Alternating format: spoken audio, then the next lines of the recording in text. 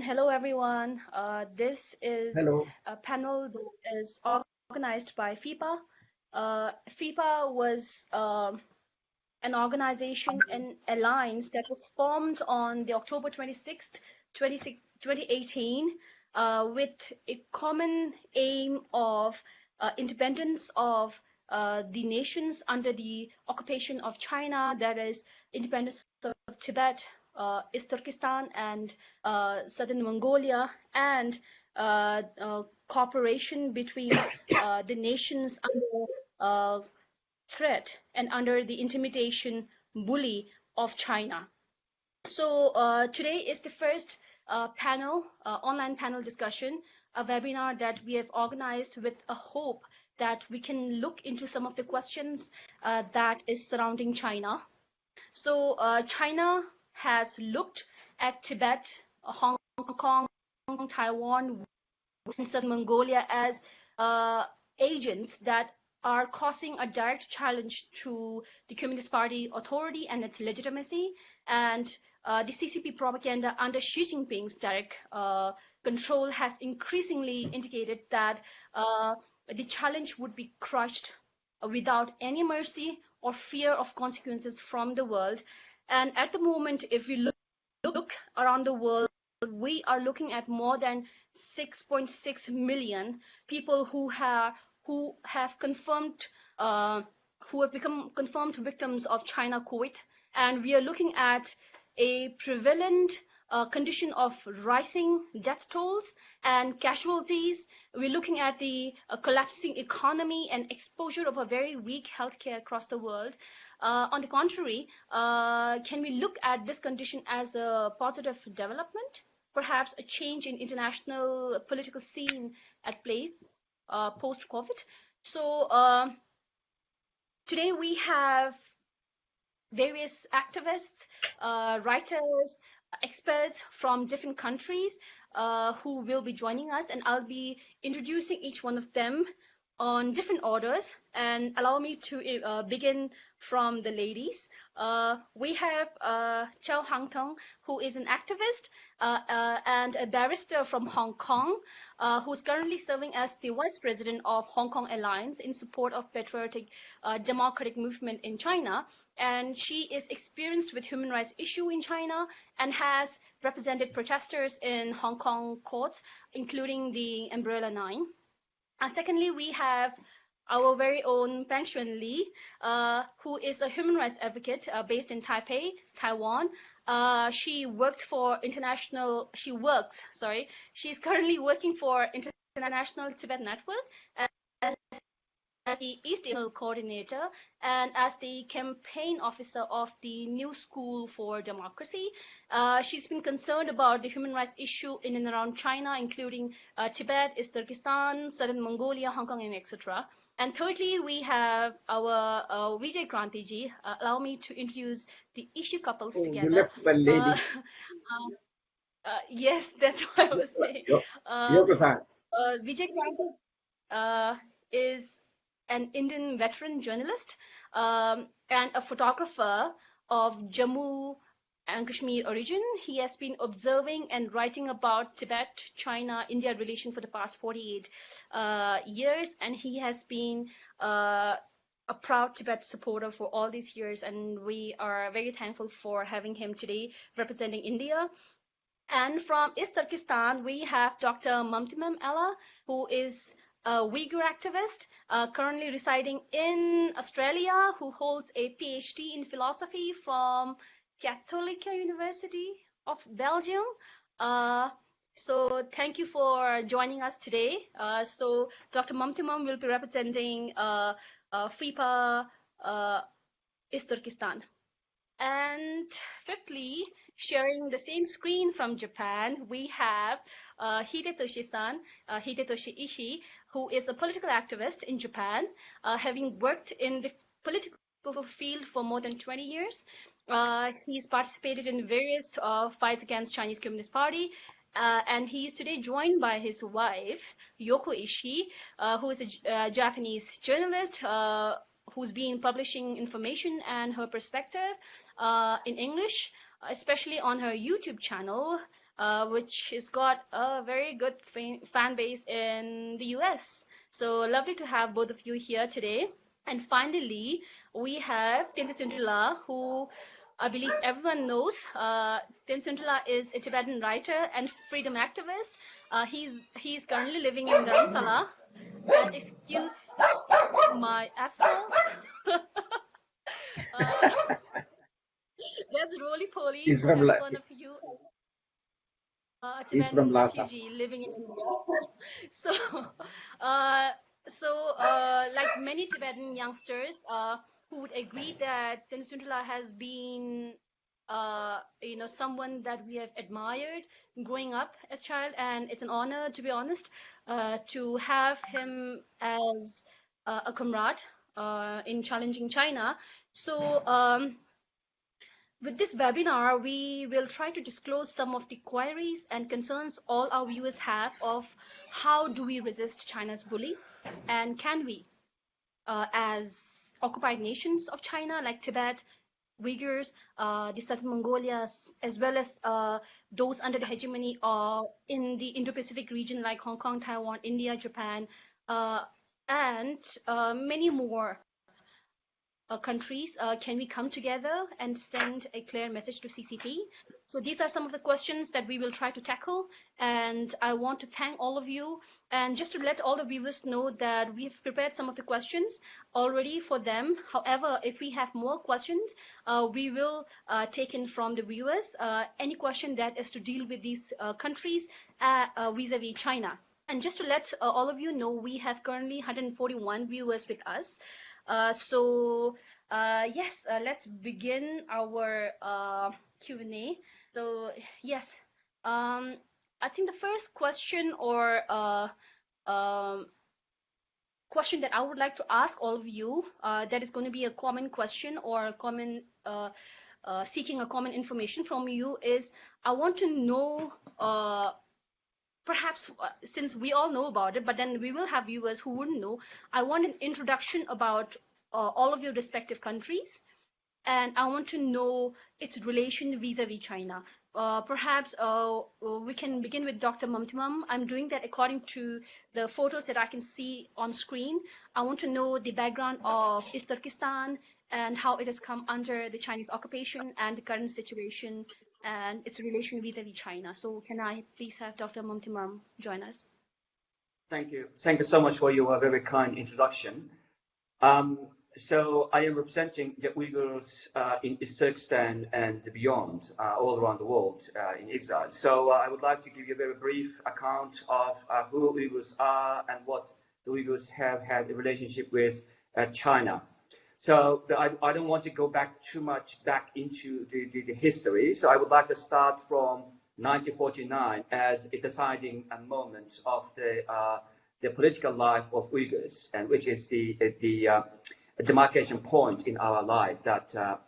So Uyghurs in general are considered as one of the biggest ethnic, not minorities actually, ethnic nationalities in East Turkestan, along with other Muslims like Kazakhs, Kyrgyz, Uzbeks, Tajiks, as well as non-Muslims like Han Chinese and others. So the Uyghurs originated historically in Central Asian area, which was historically called Turkestan. Later on, it's annexed by China in 1949. As I said, that 1949 is not only for us, but also for Tibetans and Mongolians and others as a deciding moment that East Turkestan was annexed by the Chinese People's Liberation Army. And since then, Uyghurs have been subject to a series of forced assimilation policies, increasing year by year. And so then, as lots of commentators have said, that there is a cycle of a confrontation between Uyghurs and the Chinese government, which can be characteristic of repression, resistance, and more repression, more resistance, and far more repression, etc., etc.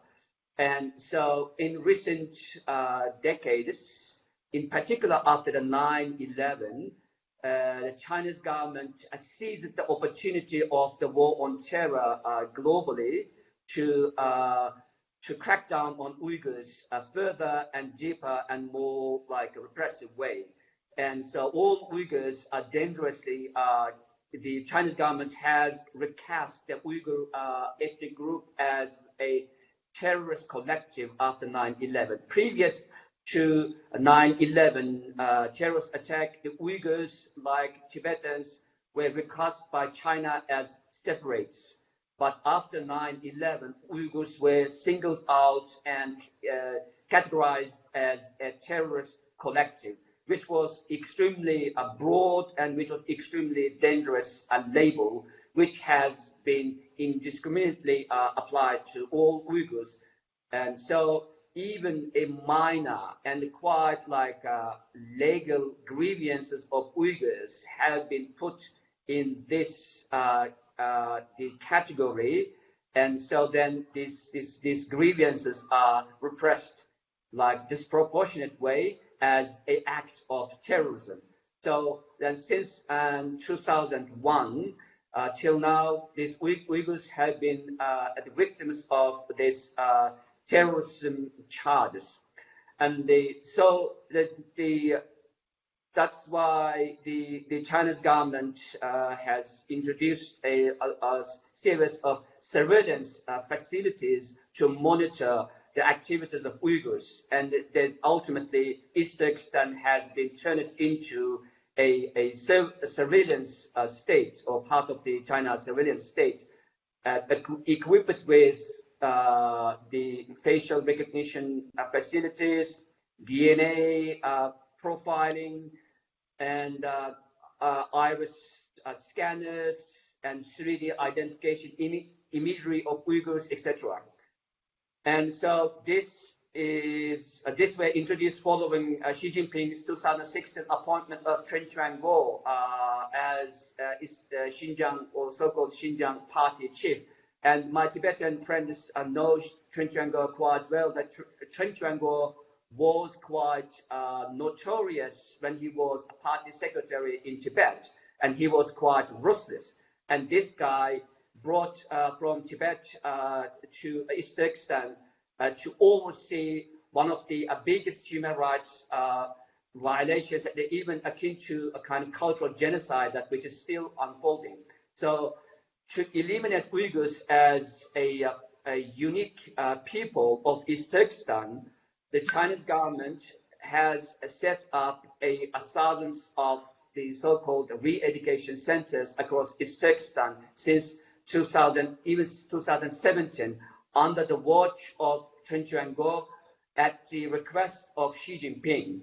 And this is the Chinese government has quite dishonestly, quite Machiavellian way called this as re-education centers, where Uyghurs learn some key skills for their employment. Actually, these re-education centers are what we call is concentration camps, can be compared to the concentration camps of the Nazi regime during the Second World War. You can allow me to interfere. I will be asking you more about the concentration camps later on. I just was seeking a short intro about East Turkestan. So we will touch on the concentration camp focus later on. So to summarize, the Uyghurs have been subject to the series of the suppression and assimilations policies since 1949, culminating in the creation of the concentration camps where Uyghurs suffering beyond description. My short introduction is completed here. Thank you. Thank you, Dr. Momtimam. Can I please have Tenzin Trula join and let us know a bit more about Tibet, and let us know what the relation of Tibet is vis-a-vis China, Chinese Communist Party.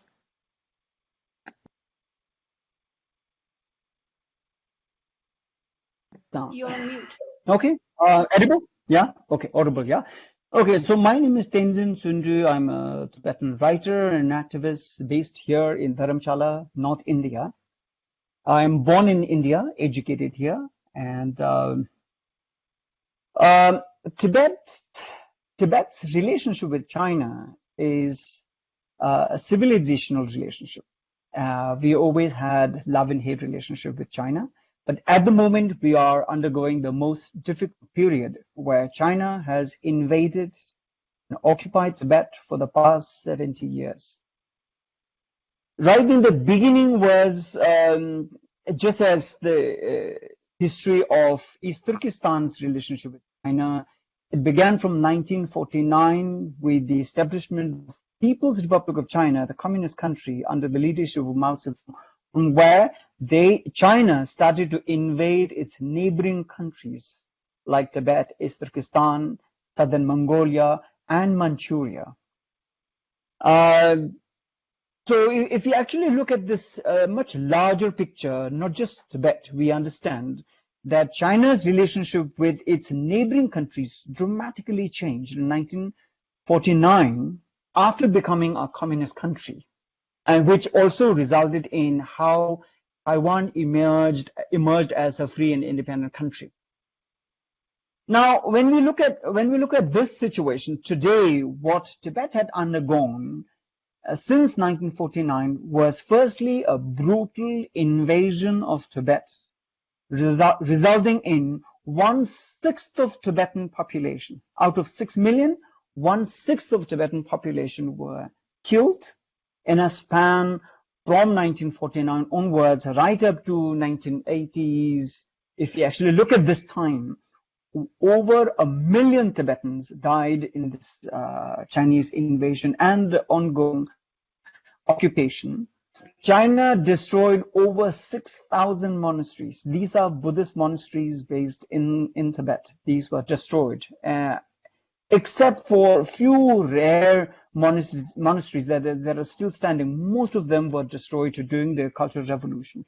I know the Cultural Revolution, the decimation happened in China, but it extended into Tibet with much more fierce destruction, because they were looking at Tibetans or Uyghurs of East Turkestan or Mongolians as enemies, and that needed to be destroyed.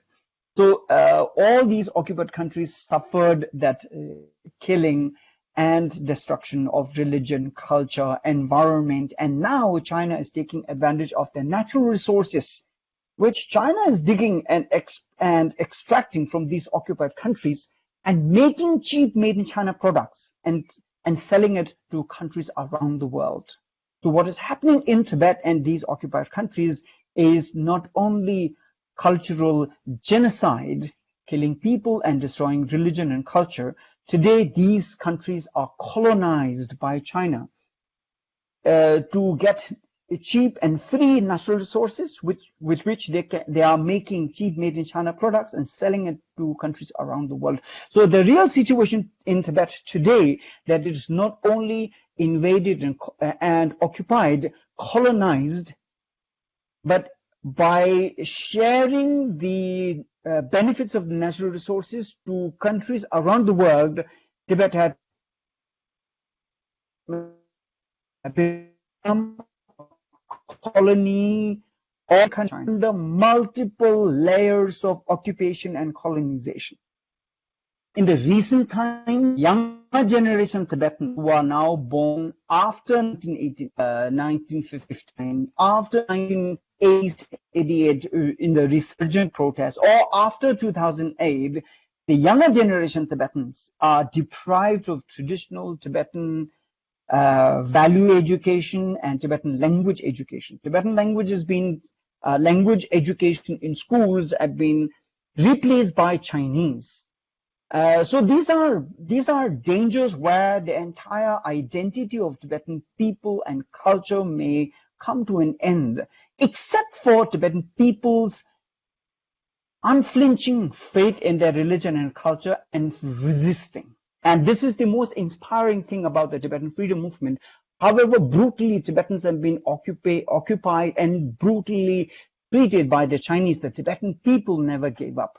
So in a larger picture, we see that 6 million Tibetans live in Tibet. 1.5 lakh, which is 150,000 Tibetans live in exile. in India, Nepal, Bhutan, Europe, America, and countries around the world. India is the base of the Tibetans in exile. His Holiness the Dalai Lama lives here in Dharamshala. We have set up an exile government from 1959 onwards, and this exile government hosted by India here is our hope in setting up a structural challenge. But we believe, those who live in exile, that Tibetans inside Tibet under the Chinese occupation, they are our real voice. They are the ones who are leading the freedom movement. And in exile government, we also have it's a democratically set up structure, but we also have non-governmental organizations like Tibetan Youth Congress, Tibetan Women's Association, Students for Free Tibet, amazing NGOs set up. They are leading the freedom movement in that way. We also have Tibet support groups, number of organizations, almost over 400 around the world. So in that way, briefly, if I sum up, this is the situation that is going on in terms of the Tibetan freedom movement, our freedom of Tibet, and we hope that one day exiles are able to go back to our own country, and China as the country goes back to their own country and live as our neighbor, and that we share a relationship of respect as equal neighbors. So this is our hope. Thank you. Thank you, Tenzin. Can I please have Vijay Kranti ji tell us more about India and its relation vis-a-vis China? Hi, everybody. I am Vijay Kranti. I'm an Indian. I'm a journalist and photographer with a special interest in China and Tibet. So far, Tibet. Now my interest is going beyond to East Turkestan, Hong Kong, Taiwan also. India's position is quite peculiar and interesting vis-a-vis China. In 1949, when the Chinese Communist Party overthrew their own government and occupied their own country, at that time, the very first beginning, they occupied East Turkestan. They colonized East Turkestan, which was India's neighbor in the north. We had contiguity, we had common borders. And then in 1959, China occupied Tibet. And Tibet has been our neighbor along 4,000 kilometers Himalayan borders. And just imagine that in one night we lose our borders, we lose our neighbor, and the border which traditionally used to be the most peaceful border, Indo-Tibetan border used to be the most peaceful border on the earth. There were hardly any posts. There were practically no army at any point, and people could walk into each other country for hundreds of years. And overnight, when China occupied Tibet in 1951, the border, it became from Indo-Tibetan border, it became India-China border. And that is one point which has changed India's geopolitical situation, India's defense, India's economy has been hurt very badly because of this development. We lost our continuity with Central Asia because China occupied East Turkestan. And then our entire border on Himalayas, China came right on our borders. As a result of that, India is today only to maintain peace on our borders. India has to spend very heavily on it. And as you have been hearing news every other day, that the Chinese army has been, barging into Indian territory, making claims, false claims about Indian territory. And just to give you an example, that between 2015 and now, Chinese army has invaded or they walk into Indian areas more than 2,000 times. And to be exact, 2,064 times, the Chinese army forcibly walked into Indian areas, and of course, and sometimes they play mischief. They put their small posts there and to create irritation for Indian government and Indian army. That's one issue. But the net result is that India has now to live with a neighbor who was never our neighbor. Along this 4,000 kilometers, not at one place, 1 inch of place for one day, we ever had India-China border. But now we have to live with them. And the result is that because of that, India has to now divert a lot of its resources which it could have used for India's own economic development because we have population which has other priorities.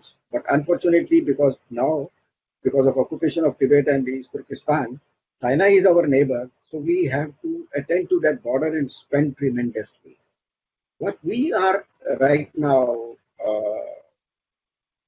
facing the issue, especially recently, we find that the Chinese Communist Party has its own problems inside their own country.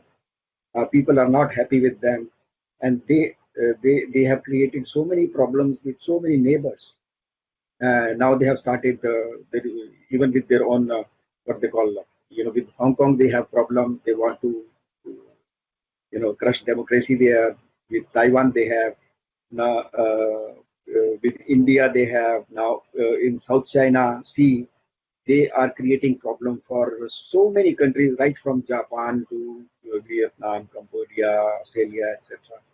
So what I see today that in this given condition when COVID has become a serious problem and China, I am sure very soon the world is going to realize and China will have to accept that they are responsible for spread of this coronavirus to the whole world. Right now, all the countries, including India, are busy in handling the crisis caused by this Chinese virus from Wuhan. And this is not going to continue forever. Very soon, all the countries, whether it is America or European countries or India or so many other countries, they are going to control this problem. And after that, I'm sure the real problem for the People's Republic of China, for the Communist Party ruled government of China, the real problem will start at that time. As a FIPA member, I personally feel that FIPA is an association of, you can say, uh, those countries who have been facing problems from China. And we have many common interests as far as China is concerned. Uh, I expect that very soon, when the world is out of this COVID problem, all the countries are going to have a second look at China, including India and America and all other countries. And then a few things we will have to think together to fight this bully. One is the biggest power China, what makes China and its leaders mad is their economic power. So I think all the countries have to join hands to hit back at China where it hurts, and that is the economic front.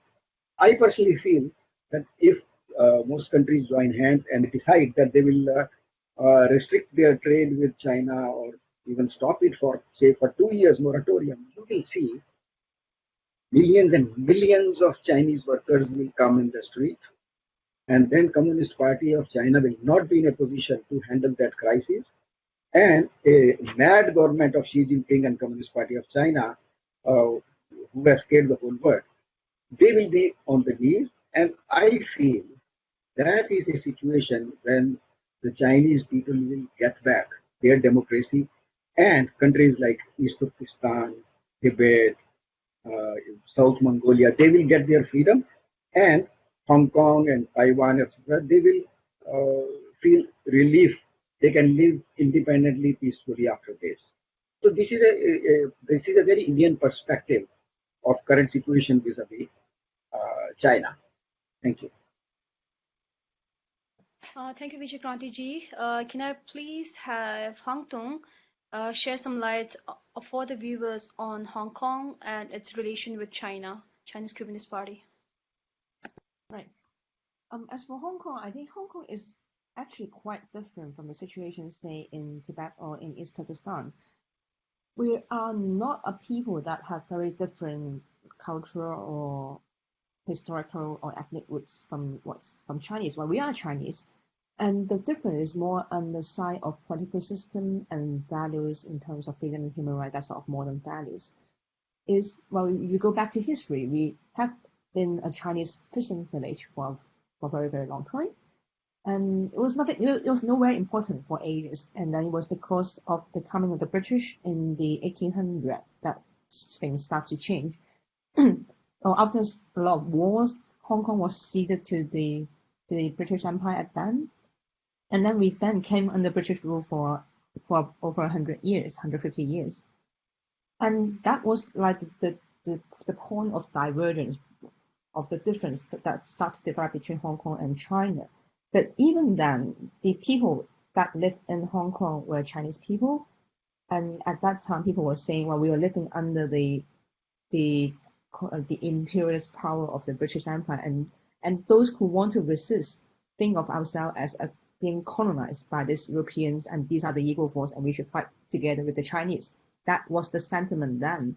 And that was the sentiment for a very long time before, while Hong Kong was ruled by the British. That, well, the enemy was like the European, the colonists, rather than the Chinese. That was the thinking.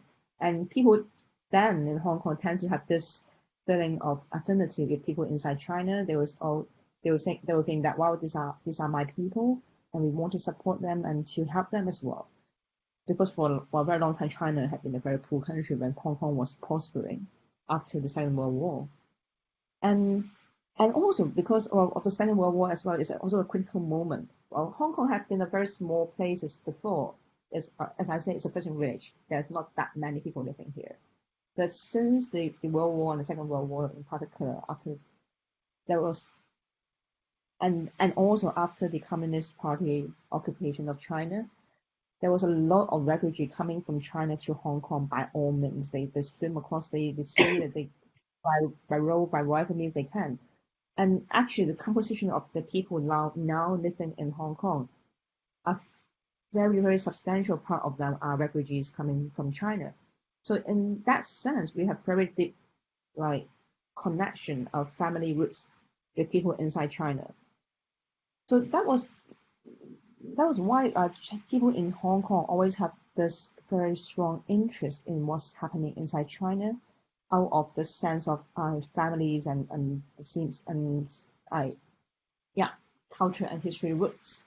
And we have for a very long time have many organizations that are concerned about democratic movement in China, and that goes to a peak in the 1989 when there was this Tiananmen democratic movement, and I guess everyone sort of know about that ended badly in the Tiananmen massacre on June the 4th. And that was an anniversary a few days ago. And at that time, there was this big group of Hong Kong civil society that came together saying that we have to support the people in China fighting for the freedom because these are our people as well.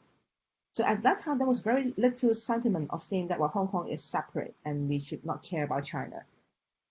But and also because at that time, that was the time for the negotiation of the handing over of Hong Kong to China as well. So people were thinking that, well, we will finally free from the British Empire rule, and then we'll go back to our own people.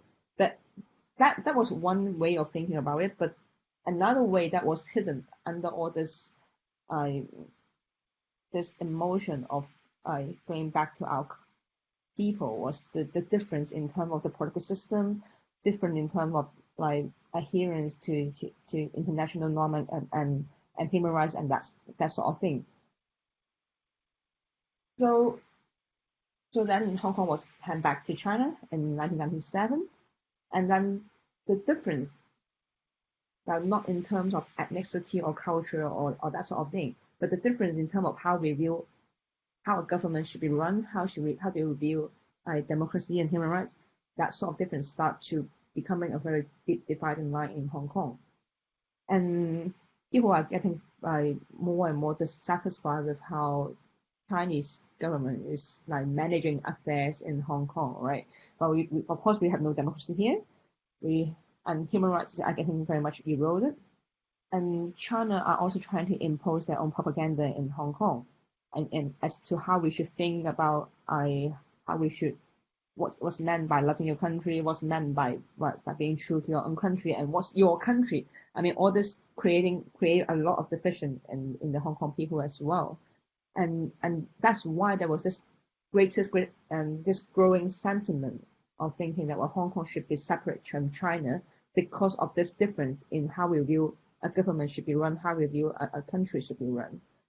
And I guess that's sort of culminate in a lot of protest movement in recent years. You saw the umbrella movement, you saw the anti-contribution bill movement last year, and and China react by increasing the crampdown and the control by having the national security law just passed. Well, the proposal was just passed a few weeks ago, and yeah, and that's sort of the situation we are at now.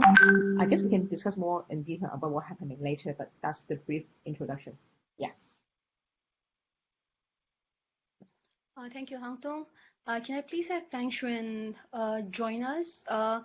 Before Peng Shuan speaks, I just wanted to let the viewers know that we are noting down your questions, and your questions will be put up to the panelists right after we are done with the introduction and the questions that we have already prepared for them. Thank you. Can I please have Peng Shuan? Yes, thank you. For the Taiwan's introduction about Taiwan and how the China-Taiwan relationship goes, I would like to start from a bit of history. Like, probably just like a lot of your introductions beforehand, I think Taiwan and China has this really complicated relationship because Taiwan as a island, it used to be in the past 400 years, it used to be a like colonial land because we were like our ancestors, they were colonized by by Netherlands, by Spain, and then for 100 years by the Qing dynasty, and then a 50 year by Japanese, and we have so this complication started at 1945, probably as just really similar to Hong Kong, Tibet, and East Turkestan. So by the time, because after the war, because when Taiwan just returned to because it was given to Japan in the early 20th century by the Qing dynasty, but then after the war it was returned to the Republic of China, which represents China by the time. But then after the civil war between the KMT, the Kuomintang, and the Chinese Communist Party, KMT, they retreated from the mainland China and came to Taiwan, and it started all the complication because PRC, the People's Republic of China, they claim that they have the whole China, including Taiwan, but the KMT regime on the island, they also claim that they own the whole China, which look hilarious, but it's really like some notion rooted in our constitution. So right now, officially, Taiwan is called Republic of China, but well, like just not for confusion, like we used to call ourselves Taiwan. So this really, complication became a things that also make the situation of Taiwan really difficult at this moment because back in like the 50s and 60s, Taiwan, Republic of China would be regarded as the representative of China, and we used to have a role in like United Nations and all the international platforms. But then after 1970, when PRC they tried to develop themselves and trying to normalize their relationship with the world, people like the other countries started to accept them because, well, of course they are a strong power, and so ROC dropped it out of UN, and like a lot of countries, they cut off their diplomatic relationship with ROC, and well, like everything about Republic of China or Taiwan started to being like oppressed and cracked down by People's Republic of China. And this caused some really bad consequences afterward. But I would like to talk about like meanwhile on the island, because by the time Taiwan was also undergoing a dictatorship, which is the Kuomintang regime. Like, because they are actually they have this really kind of like brotherhood similarities with CCP, because they have this really similar, like outbringings and origins. So by the time that PRC is oppressing their own people, including like East Turkestan and Tibet, the KMT regime was oppressing Taiwanese on the island. So it caused like the 228 massacre and the White Terror afterward, and the martial law period all the way until the 1980s. But after the democratizations in the 1990s, the Taiwanese people started to grow our own identity toward the island, rather, as like ethnical like Han Chinese people, and started to run our own nation. We started to have our own like we have free elections, we are running our democracy, we were trying to make our country better. But by the time, so it becomes more complication, because our governments are changing and evolving. But by the time when PRC is getting stronger and stronger, they try to oppress us again, and trying to put it down as a region. So there has been so many cases that it would be difficult to pick up, really difficult to pick up here, but I just pick one that, as we all know, like in the recent COVID-19 pandemic, Taiwan was used to be regarded as, be estimated to be one of the worst affected area, because we are so close to China and we have so many, communications and interactions with Chinese, we have many travelers coming in and out. And but in the end, we survived, and we have this really good policy for the pandemic.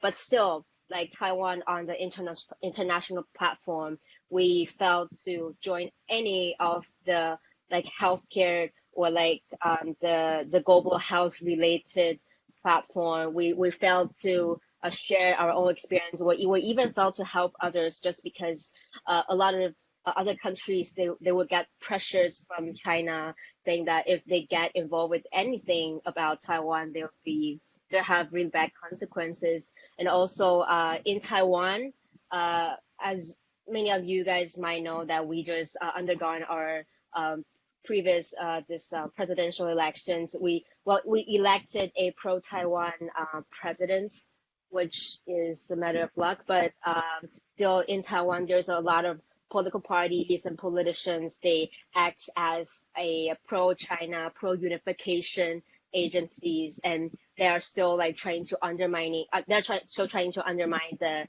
Taiwanese democracy, and trying to act according to the directions from the Chinese government. So this is basically what we are facing right now. That's the end. Thank you. Thank you, Bangshuan. Can I please have Hidetoshi-san explain us, the viewers, about Japan? And I believe Yoko is going to translate that for us. So, yeah. He will try to speak by himself. Yeah. Thank you, Namdo. Hello, everyone. I'm Hidetoshi Ishii from Japan. And just as introduced at the beginning, I've been doing political activities for more than 20 years. With my experiences, I'll tell you Japan's good thing and bad thing. Firstly, the good thing is that the current Prime Minister of Japan, Shinzo Abe, is the most critical politician against China among the politicians in Japan today.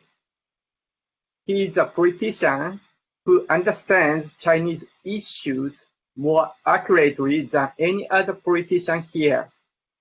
He knows what's going on in Tibet, Uyghur, and other places. He supports Taiwan. Without a doubt, our Prime Minister today is the most critical politician against China. Secondly, the bad thing is, even though our Prime Minister is strongly against China, our policy against China are very weak. For example, recently, countries like the US criticized China on national security law meant for Hong Kong. Also, but the Japanese government hasn't. They only announced they are worried. Also, the Chinese military has been invading into the Japanese waters and sky almost every day. It happens on a daily basis, so the media isn't reporting anymore. Even though such a politician who is the most critical against China became the prime minister, this is the situation of Japan. Unfortunately, too weak. For details, let's discuss later. Thank you. So a little bit about myself, maybe. So I'm Yoko Ishii. I'm the wife of Hidetoshi Ishii, and I've been politically active since 2012. So I'm kind of a young activist today, but I am best known as a YouTuber, and my main focus right now is, of course, China, because China, led by the Chinese Communist Party today, is actually a threat to Japan, not only economically but also militarily.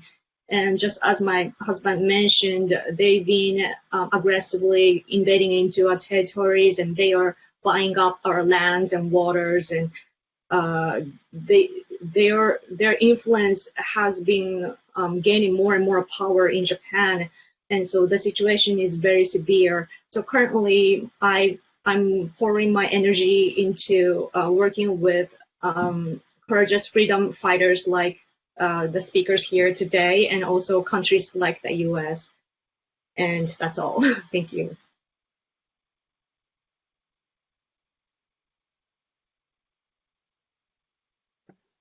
Am I audible? Yes. Okay, my video completely froze, so I was not sure. Thank you, everyone. Just to let you know, we have about 130 viewers with us. And as I said, your questions will be put to the panelists a little bit later.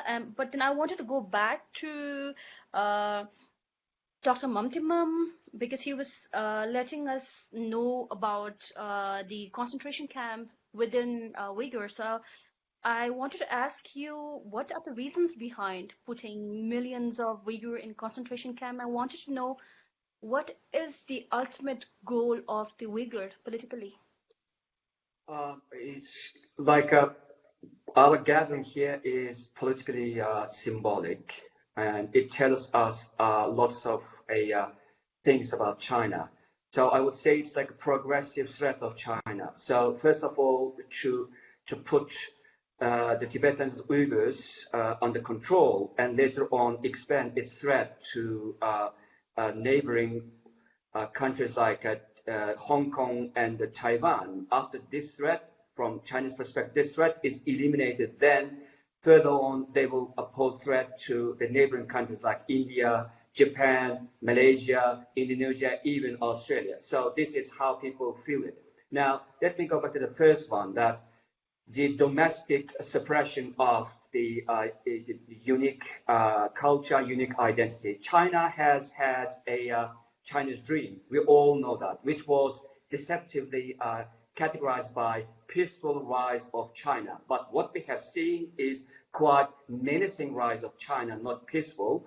So then this China's dream can be translated into like to creation of more like a homogeneous political entity, and to which Tibetan identity, Uyghur identity, and the Mongol identity are considered as obstacles. So the China, in order to achieve this dream, to eliminate these alien cultures, alien identities, and hence the Uyghurs and Tibetans are targeted quite harshly and mercilessly. And second, the Uyghur case is different to the Tibetan case in one very crucial one, that Uyghurs are Muslims. So in order to achieve this long-term dream of creating this Sino-centric society, China has skillfully and quite deceptively used the war on terror to target the Uyghur grievances at a huge level. And hence, since 2001, Uyghurs have been subjected to this suppression of China from religious, from cultural, and from other aspects of Uyghur life. And so ultimately, the aim of this, the concentration camps is, first of all, to eliminate Uyghur identity in order to create a Sino-centric society. Second one is to create to eliminate any kind of domestic troubles, I would call it troubles, for China to implement its One Belt and One Road, the huge enterprise, which is the backbone to Chinese expansionism into neighboring countries and beyond. So actually this starts from like East Turkestan into Central Asia, and beyond Central Asia into the Middle East, from Middle East into further into Europe. So in that sense, China felt it imperative to create almost eliminate so-called perceived Uyghur troubles. And that's the second reason why China has created these concentration camps, to eliminate Uyghurs. And number three is international climate. For example, internationally speaking, there has been a growing sense of Islamic phobia. And also we have seen, and we are still seeing, the Rohingya genocide. We are still seeing the great violations of the rights of Syrians, and all of them are Muslims. And the violations of the human rights of Muslims all across the world are neglected in many ways. And China has seized this opportunity to step up its efforts to eliminate religious identities of Uyghurs. And I guess these are the three key reasons for China to create these concentration camps.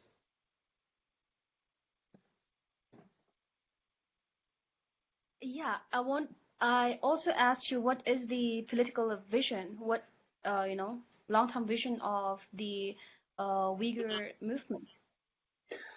Long-term vision of Uyghur movement is at this stage a little bit confused because the ongoing cultural genocide is too much for us to intellectually and emotionally consume. And so at this stage, the Uyghurs are in the grip of collective trauma, I would say that, which has deep impact on the political thoughts of Uyghurs in general. Previously, some Uyghurs felt that it would be better to live under the autonomous states given to Uyghurs by the Chinese Communist Party. But now Uyghurs have had a kind of nightmare to awaken to the reality that actually whether Uyghurs choose autonomy or non-autonomy or independence, then China had determined to eliminate Uyghurs in one way or another, which is just a matter of time. So now more and more Uyghurs, in particular more and more Uyghur youth, are determined to pursue independence. Because imagine that even if China released all Uyghurs from concentration camps, but even though they are so-called liberated, but when they go out of the concentration camps, the society that they are expected to live is still threatening. The society is still a surveillance society, which always monitors the activities of Uyghurs and undermining the rights or human rights and their dignity and their peace of mind. So in that sense, the Uyghurs have seen, and most of them are disillusioned with this, the promises of the CCP, that they are going for independence, outright independence from China. So in that sense, that is a political goal of Uyghurs, thanks to the revelation of the true nature of the CCP for Uyghurs, for others like Tibetans and Hong Kongers, and also Taiwanese, also for other people from neighboring like Indo-Pacific countries, as well as the other peoples beyond this region. Thank you, Dr. Mamtimam. If I can ask the next question to Deng Sundula, which was asked by one of the viewer, it said, what, according to your information, the China COVID-19 impacted Tibetans in the China-occupied Tibet? And I also wanted to add, what can the Tibetan movement and the world do to challenge, China post-COVID? Okay, so there are two parts in this. Okay, yeah, so there are two parts in the question. First thing is impact of COVID-19 and China's policy on Tibet. What we have seen is in the right in the beginning of COVID-19 spread of the disease within China, there was a surprising video on WeChat where Chinese tourists who had escaped China had come to Tibet and said that they had escaped from China and they are now in Tibet, and the way that they escaped China, Tibet, and they are kind of escaped from the disease and come to a place and that has a kind of a resonance in the mind of the Chinese people. They always consider Tibet to be kind of an exotic high mountains. But what this also exposed is how China had allowed the people to escape to Tibet and therefore exposed Tibet to such a spread of the disease while they were trying to control the disease within China. So that actually exposed Chinese attitude that they did not mind Tibetans being affected by the disease while they were extremely concerned. And later we got to know that although the disease started from Wuhan, it did not spread dramatically in Shanghai or Beijing. And this is shocking to people around the world that it did not spread in neighboring states and cities like Shanghai and Beijing, while it spread to faraway countries and cities around the world, and today United States has been worse affected. So the Chinese policy there, that they were extremely concerned about themselves, but they allowed people from Wuhan to go to towns and cities outside China, and especially in the West, and that's how it is spread. So this very, very self-centered policy where you're concerned about yourself did not have any qualm in letting the disease spread to occupied countries like Tibet or in the Western countries. What they should have actually done is that here is a disease which is spreading within China, they are concerned, and they should have not allowed travelers outside to go outside of Wuhan, particularly to other countries which were at the time not affected. This is my number one. And therefore, Tibetans have been unnecessarily exposed to this disease, which started from Wuhan, almost about 2,000 to 3,000 kilometers from Tibet. But luckily, it did not spread too much in Tibet. There were a few cases, but they got treated. Now, the second question, how would the international community challenge China? I think what we had seen in the month of February, March, April, and now June, May and June, in about 4 months, the international community's opinion about China changed. the perception that China is a rising power, that it is a country of supply chain where international communities for trade, finance, financial institutions, that they cannot do away with China, that has changed. And I think this dramatic international perception on China is an amazing new development, and that will definitely help people who are suppressed, because for all these 70 years of Chinese invasion of Tibet and East Turkestan and Mongolia and Manchuria and China's threat on Hong Kong and Taiwan, we had been saying that here is this a communist regime running a capitalist country, capitalist market economy, with a president who made himself the president forever. Here is this a ball of dictatorship, which is a threat to international peace. But people did not concern about it because they were trading with China and they were benefiting. Although countries like America and Europe, they had been complaining that their trade is an unfair trade because there is trade deficit in all other countries. But they did not stop. They continued to trade with China. And now that perception had been broken.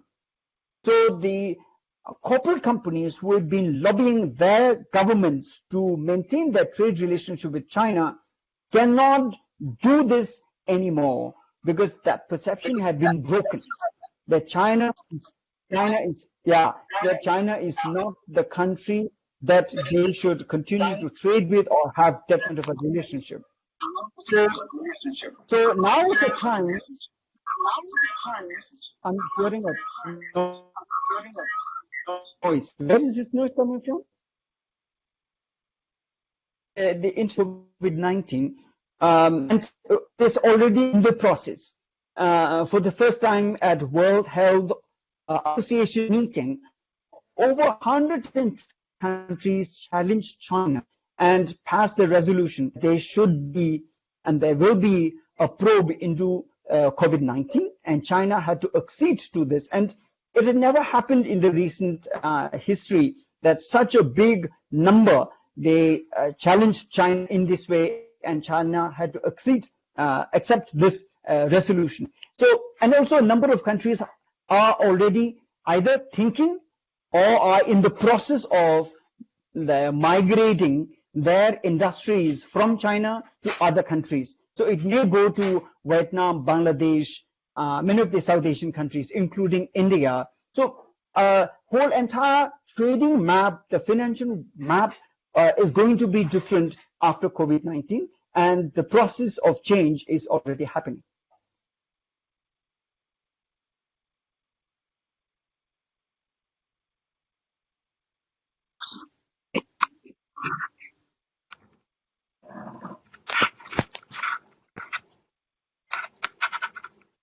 Hello. Namgudola, you want to pick up? Yes. Namgudola, your video is slanted. Yeah, Is it fine now? Yeah. Or is it? Carry on. All right. I'm sorry. I had to disconnect myself. So here is another question that has come from a viewer, and I would like to place that to Vijaykrantiji. So a gentleman named Puchung asked you, it says that China has been very influential to upon Nepal, and the fact that a train from Lhasa would connect to Kathmandu in the near future is imminent. And could you please shed some light on how this would affect relationship with India?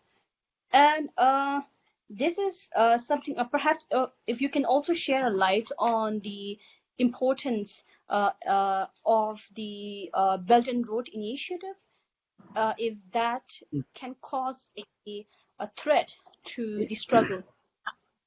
Yeah. First is the Nepal issue. This is quite a serious issue as far as India is concerned. because it's not only a recent phenomena. Actually, what China has been doing since it occupied Tibet, the policy of China towards Nepal has been quite different from what India's policy towards Nepal.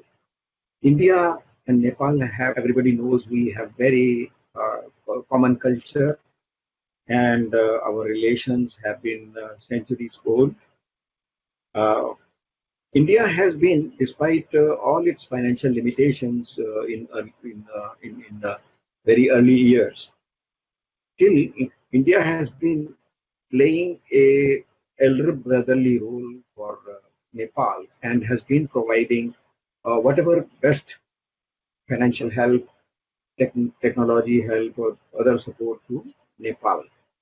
But what China did, their policy is very different, as they have done all over the world. They don't help the governments. They don't help the people of a country. They try to buy out the opinion makers, policy makers in each country, and this is exactly what they did over the years in Nepal.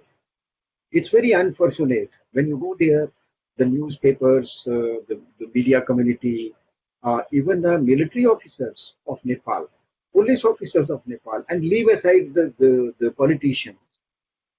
Dime a dozen, they have sold themselves to the Chinese. But China has been investing into individuals for policy makers, opinion makers in Nepal, whereas India has been trying to help the Nepal on projects which were helpful, useful for Nepal. Then the result is that China has been over the years able to influence Nepal to adopt those policies, whether it is in almost every field, which improves the Chinese influence inside Nepal. And China has been also financing anti-India sentiments in Nepal. So if you see, find there are problems emerging every now and then between India and Nepal. It's less because of the Nepalese people are unhappy with India. It is more because China has been financing and stoking this fire. As far as the railway line is concerned, it's a very serious concern. China has already had a agreement with the Nepal government, and the train from Shigatse to Nepal, they have plans about it. This is definitely going to create serious security issues for India. And but then it's not the only security problem from China. India is very much alive to these threats from China.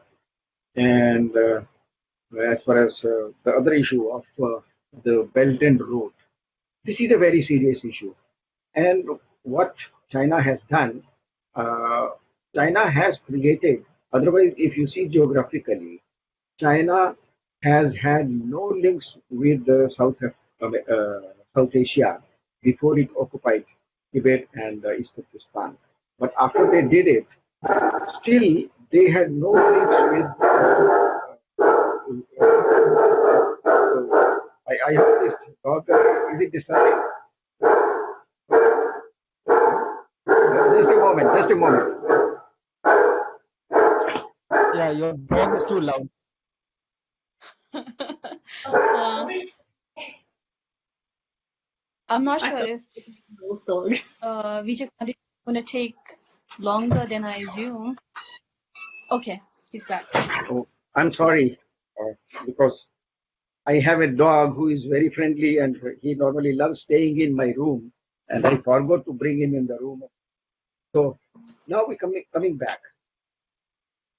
By occupying East Turkestan and Tibet, China has got a geographic link to the South Asia, and especially what they have done is uh, after they found that the relations between India and Pakistan have not been good, so they have been uh, investing into Pakistani leadership. And unfortunately, in Pakistan, it has been most of the times a dictatorial regime, and the decision makers were most of the times a single person. So China was in a position to influence the policies uh, in Pakistan.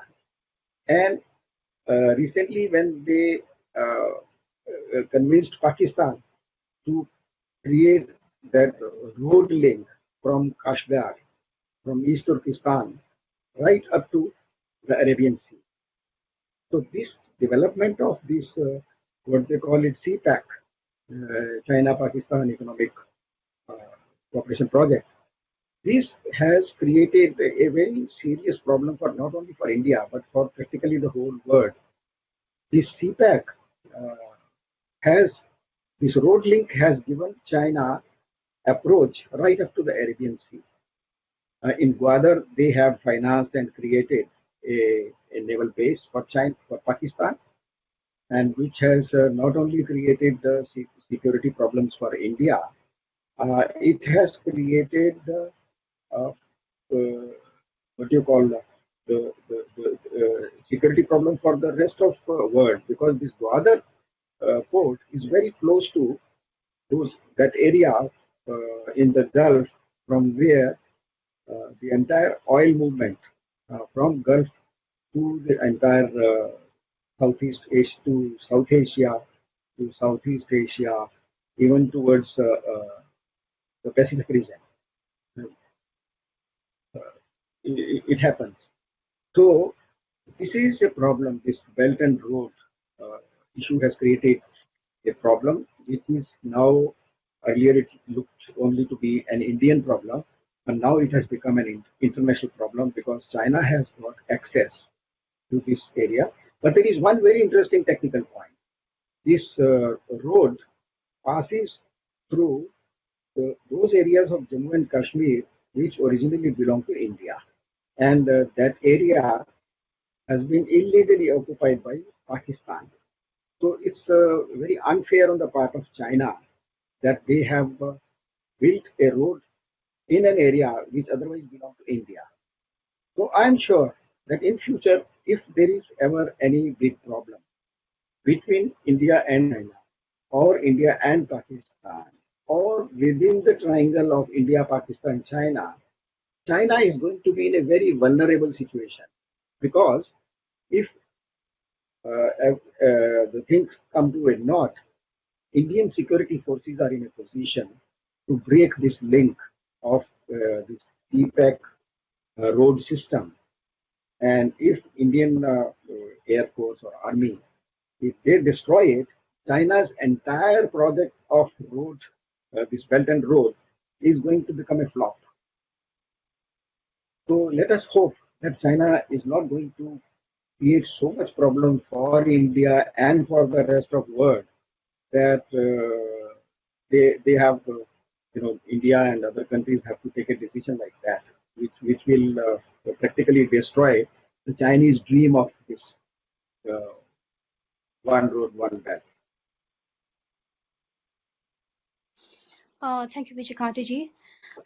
So just today, if I can quote the Chinese Communist Party's mouthpiece, the Global Times, they have issued a white paper where they have outlined every detailed steps and measures of fighting the China COVID-19 epidemic, and here they have pat on their own back for, I quote, for winning the arduous fight.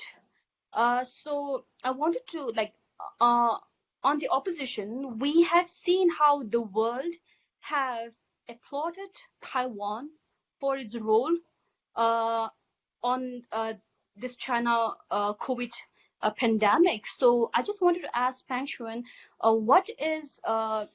what do you think is the next step of Taiwan? What is Taiwan hoping to achieve after this international support that Taiwan is able to garner due to this China COVID pandemic? Thank you, Nando. So, yes, so I think we have to admit that this time a country like our government, they've done a pretty much a good job on preventing the disease and control it, flattening the curve and everything. And I think it was mainly because the reason was because that um like Taiwan, we've been receiving so many hostility and like attacks from China for years, and that actually makes us like really aware of like all these Chinese measures, and like the way they talk, we're trying to cover up things. So for this, I will have to mention like the previous there was another pandemic years ago. It was SARS in 2002 and 2003. And so by the time, because well, the disease, the virus is the SARS virus itself was also originated from China, and it spread all over the world because of this international like the flight communication and everything. But in Taiwan, by the time, because we didn't we were not able to join WHO and and also the World Health Assembly and other world platforms. So we were not the government, the Taiwanese government was not able to like get the real time and like the really accurate information about the virus, and that actually caused around 30 deaths in Taiwan, and most of them were medics, were doctors and nurses. So it really, like it was a hard lesson for all of us. So by the really very beginning of this pandemic, when it was still an epidemic in China and in Asia, our government started to plan ahead of it, and also because I mean, this was I like in the previous presentation, I said that it was a matter of luck because uh we could make it. It was also because that we didn't really believing any like information from WHO, because that was so different from our experience. And as you might see that for a normal country, who has this normal uh, diplomatic relationship with the world and on the international platforms, I mean, everyone would no doubtedly believe a like authority such as WHO and believe the information from them. But as we've seen recently, and I think in this platform, like in this talk, a lot of us is aware that like recently the international platform it was so like dragged away by the Chinese discourses. It's not only like on the trade organizations or on this time on health organizations, even on the human rights field, like China, they try to take over the discourse and trying to alternate the definition of these shared or universal values. So I think for Taiwan, uh, in the future, we will have to take this opportunity and really to look into what we're having right now, because from this experience we can see that China has taken so much, and they have taken so many advantage from the world, and saying that uh they have been, how to say that, like they have influenced these international platforms so much that I think they gradually failed to provide accurate or like not like unbiased information to the world. So I think Taiwan is right now taking one, at least on the health field, like the health field, we are trying to taking our responsibility as a global citizen, and trying to like work our part, to like bringing the right information to combat the discourses from China saying that there's nothing, and we are trying to provide like a friendly and a helpful alternative to the world. And we hope that, the world, when they learn this lesson from the COVID-19 pandemic, they would be willing to cooperate with us. It's not only about the 23 million people in Taiwan, but also about their own citizens, about their own well-beings. And I think Taiwan is right now making an example, saying that the way that Chinese is doing, by buying over organizations or medias, or by trying to hush people down, trying to threaten people, this is not going to work out. And our example, the democratic, the transparent, and the open, like kind of governing and kind of like policy samples would be the way out of, this kind of this area of the time. Thank you, Peng Shuan. My next question would be for Hang Tong.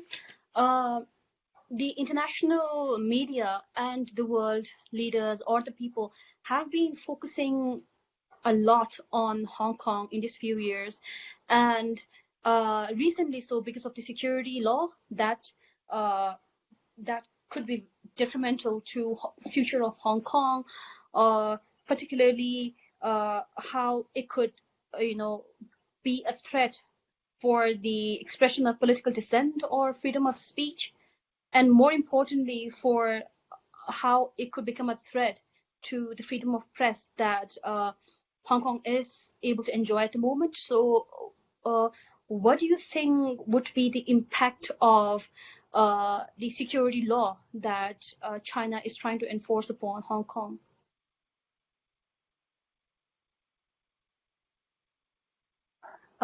You're on mute, Hong Kong. Yeah, sorry. Yeah. I have to say we haven't seen the content of this law yet, so we don't really know what's in there. At the moment, what had been passed is just a resolution that this is gonna be done. But that much is bad enough because, well, for one thing, when Hong Kong was handed over to China in 1997, they promised that there will be one country, two system.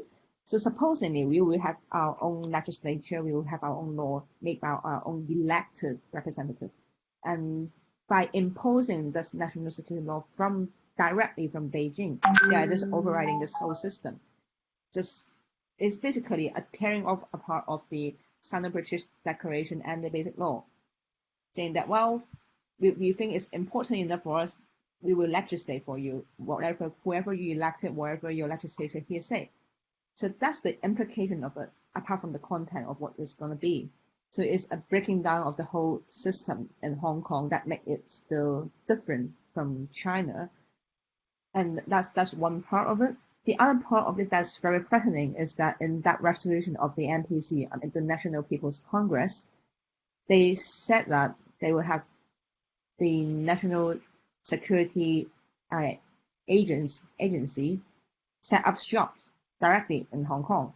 Again, that's a great violation of the one country, two system framework they promised.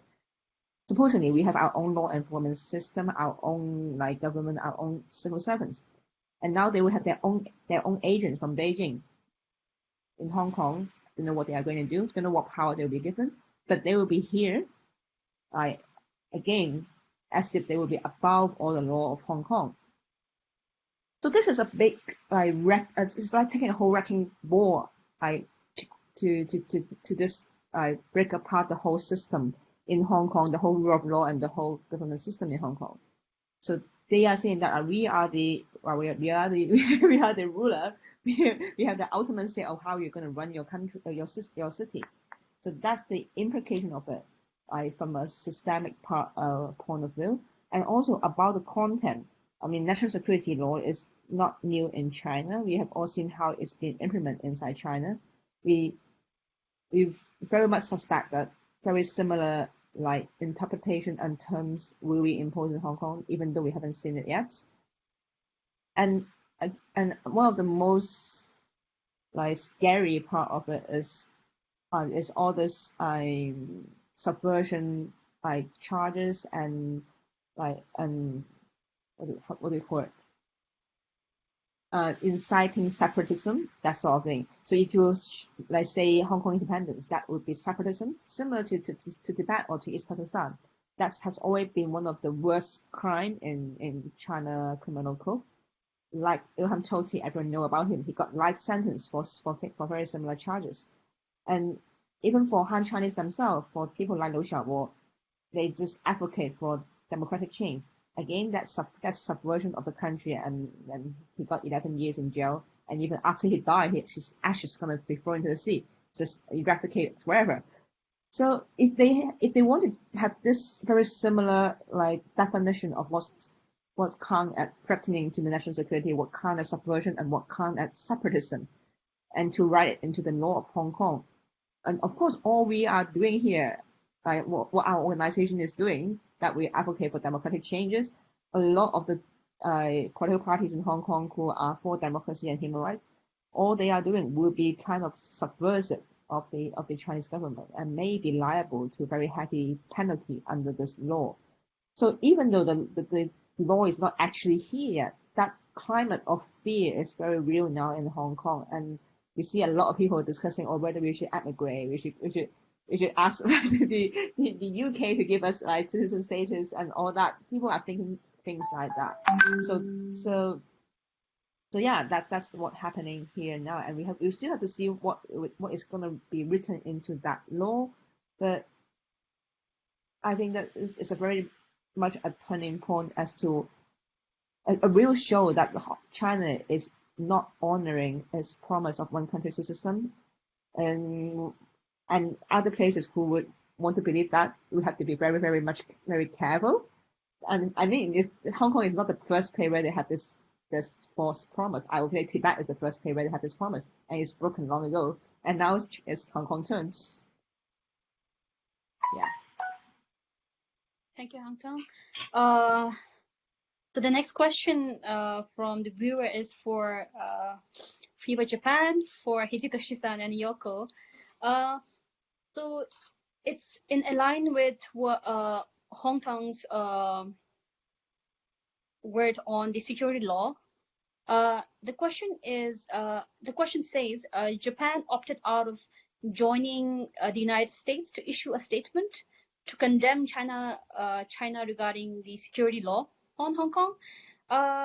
He just wanted to know what are the reasons behind Japan staying out of this. And if I may add upon this, though it's not directly related to Hong Kong, it'll be about Tibet. There's another gentleman who wanted to know, did Chinese power expansion lead to global economic order in the near future? And what are the Japanese perspective on Tibet's issue in general? So there are two questions there. Sorry about that. It's okay. So the first question. So unfortunately, the Japanese government is very weak against China, but I don't want you guys to misunderstand that Japanese people, probably 70 to 80% of us, we are against China. No, like we don't like we don't China. like China. Like our emotions are very negative towards China. However, in the political field and also economical field, there are lots of pro-China people. And after the World War II, not only about Hong Kong issues, but not only against China, but also to other countries also, Japanese government has been very weak, that we cannot state anything strongly.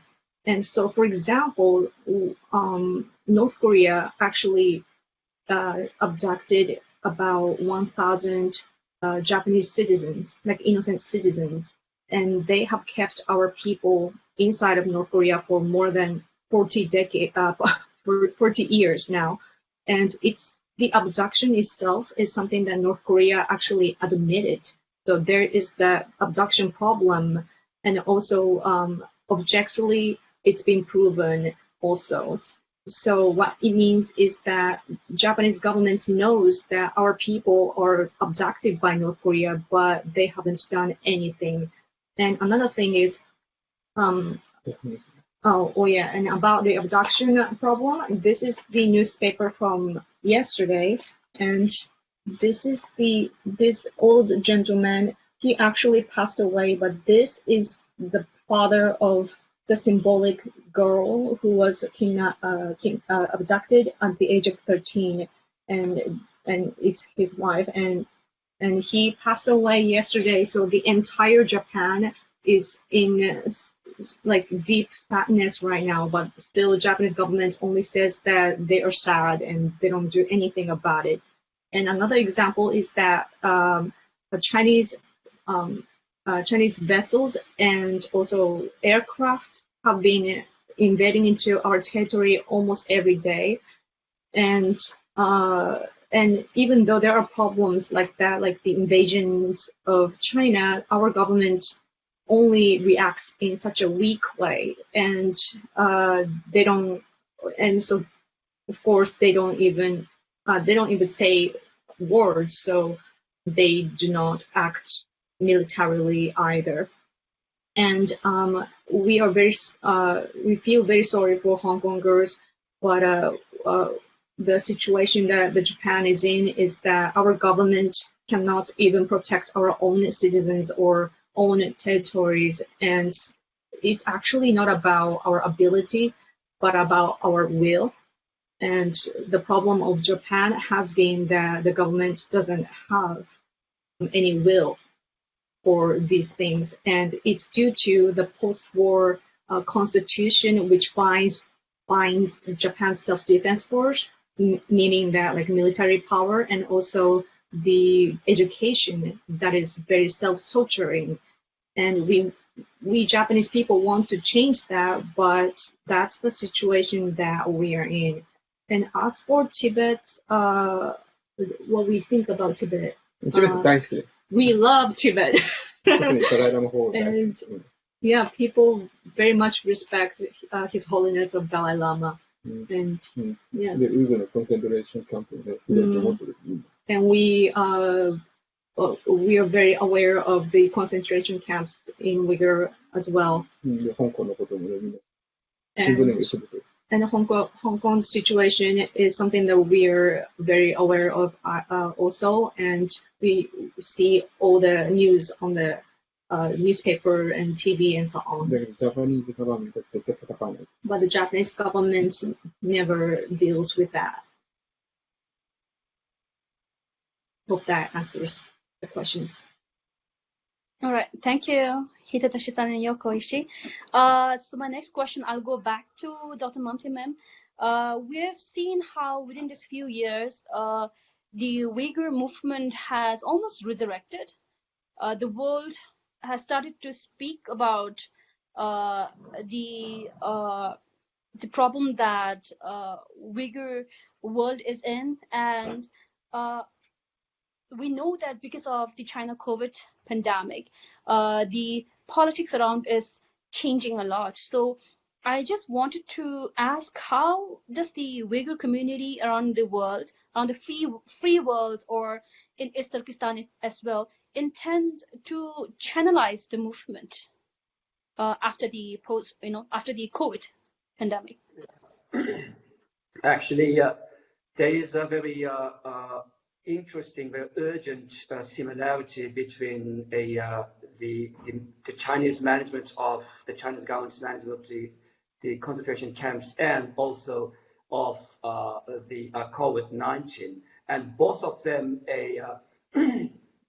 characterized by the cover-ups, lies, and deception, and very aggressive diplomacy.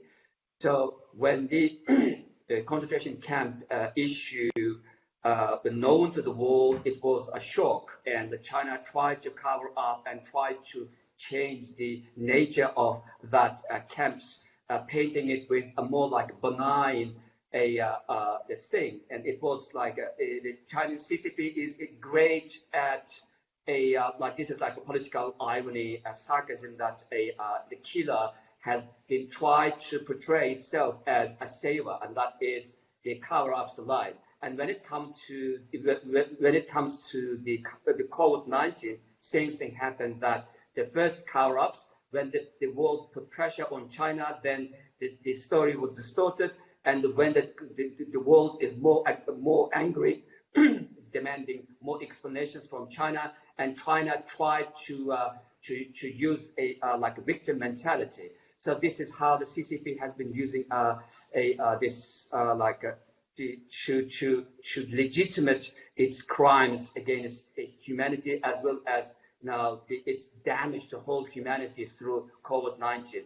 And same system, same party, same tactics, and same strategy. It's actually the East Turkestan tragedy should have been a broad awakening, a moment for whole humanity, because China is using the same thing, deceiving the whole world in order to cover its crimes. Now, and second point of your question is that due to the vast mass atrocities against Uyghurs, the concentration camps have come to light very urgently, and China cannot cover up its crimes against humanity anymore, because there are lots of investigations, though the China hasn't allowed anybody to visit the concentration camps, but there are satellites, imageries, and there are some kind of witness statements, and also some other aspects of the journalism have cast light on the darkest and most horrific aspects of concentration camps. And on the other hand, thanks to the Uyghur activists, and they have tried to shed light on the personal tragedy. They have shown the photos of their family members who have been put in concentration camps or in Chinese prisons or in slave labor factories. So this is a two-way thing. On the one hand, the great bravery journalism. On the other hand, the Uyghurs who have been so bravely been able to show the whole the gamut of suffering of the whole Uyghurs in East Turkestan. And also some Uyghur organizations all around the world have mobilized Uyghurs to come forward to give testimonies and tell their stories to the world. And as you know that the Chinese government has exercised the great level of the coercion tactics to silence Uyghurs for decades. And it's this collective censorship, self-censorship that Uyghurs has implanted in their mind. But this event, this concentration camps event, has made Uyghurs come out of this edifice of this fear and anxiety to be brave enough to challenge the Chinese, the Communist Party. And so this is the answer for your question. Thank you.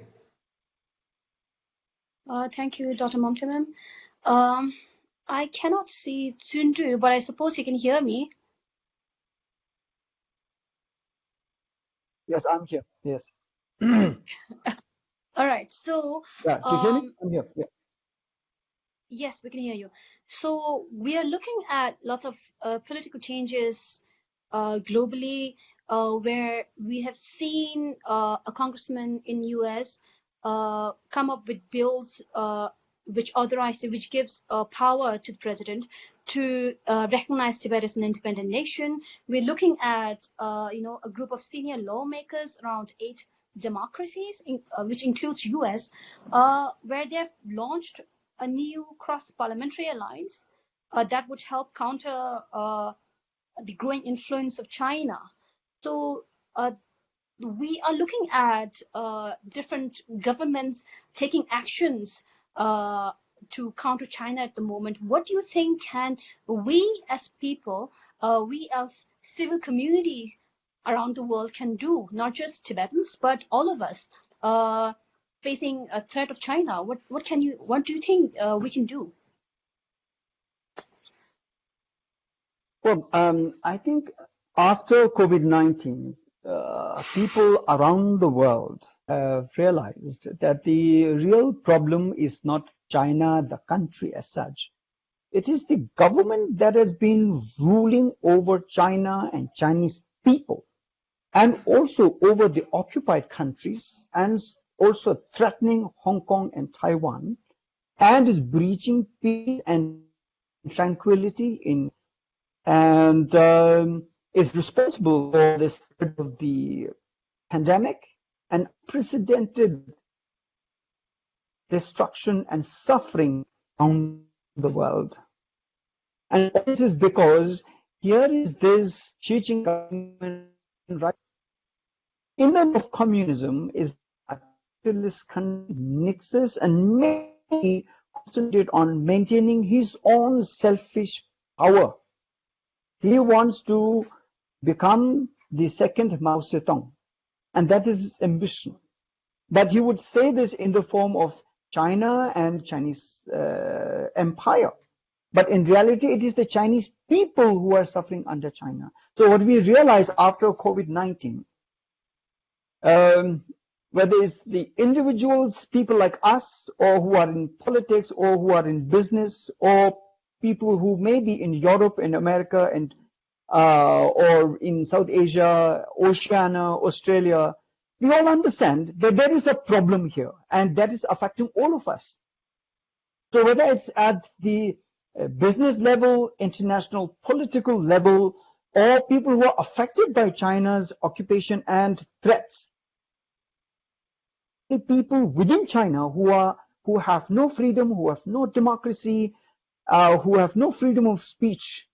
I think we all see that the disease is there in the form of Xi Jinping's dictatorship. So whether it's at ordinary common people like us, we must speak up, because as much as we bear with this Xi Jinping government, we are all going to be affected, and perhaps in worse.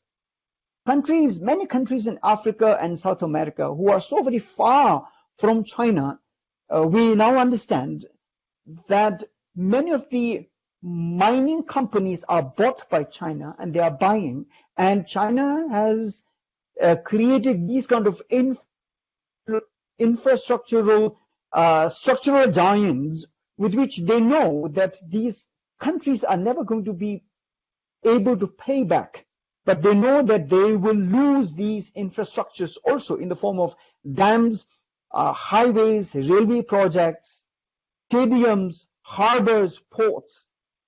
So we know that there is a major ambition in the form of China, the new rising power.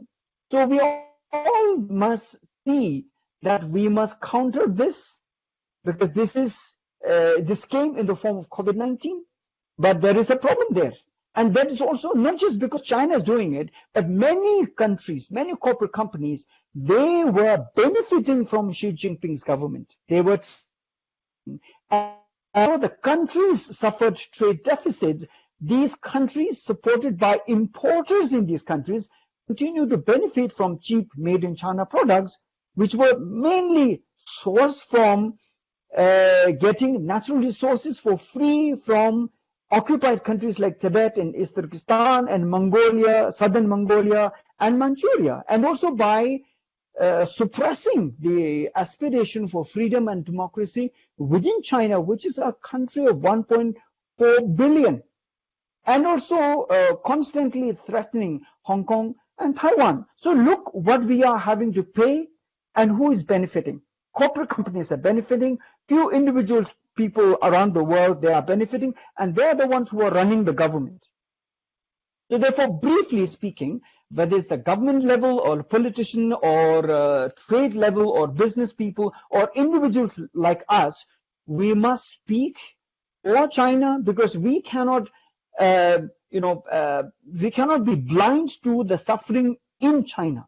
We cannot be blind to occupied peoples in China. All of us must take our own responsibility, and this is a humanitarian cause in the world to bring freedom in China, to bring freedom for the Chinese people. And in that way, in side effects, then occupied countries will also get to see some sense of freedom and democracy, and people in Hong Kong and Taiwan will not be threatened for the freedom and democracy they already enjoy. So it's a very big project. We all must come together for the common cause and deal with Xi Jinping's dictatorial regime. Thank you, Tintu. So around the world, we are looking at a rippling effect of how and a growing dislike of the Chinese Communist Party, and that is something that we have felt very strongly in India, living here. We are looking at how the Indian people are coming out using social media, every means possible to speak out against the Chinese Communist Party and the impact that it has brought about with the China COVID pandemic in India. So I wanted to ask Vijay Kranti ji, this seems to be the stand of the people. I wanted to know, would this strong sense of how do you say, dislike against the Chinese Communist Party bring in any sort of change in terms of India's foreign policy on Tibet? And what do you think has been the impact of Prime Minister Modi's, like since he's come in power? What do you think? And especially right now, we are looking at news every day about this standoff at the Indo-Tibet border.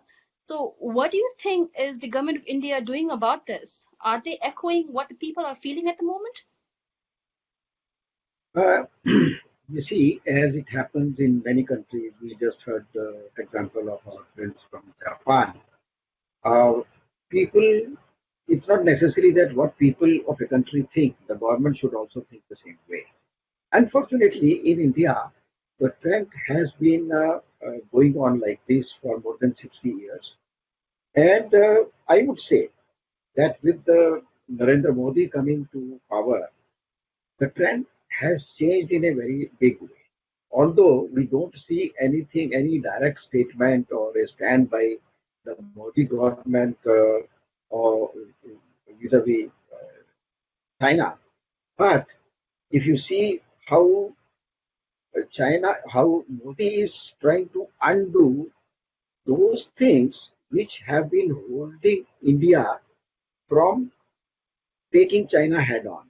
For example, uh, when China occupied Tibet, the very first thing which they did was they created an infrastructure within Tibet and especially within on borders of India. And they had the advantage because it's plateau and it was much easier for them to construct roads. So as a result of this, in very early years, right from the point East Turkestan to coming via Ladakh and then Himachal Pradesh and then Nepal and then Sikkim, Bhutan and Arunachal Pradesh, China had created infrastructure along Indian borders and they fortified their military position quite strongly. And unfortunately, for first 60 years, the governments we had, I'm not naming, no need of naming any individual leader, but the general policy was to avoid taking a direct head-on with China. But as a result, the governments of India in first 60 years, they did not even build roads in our border areas.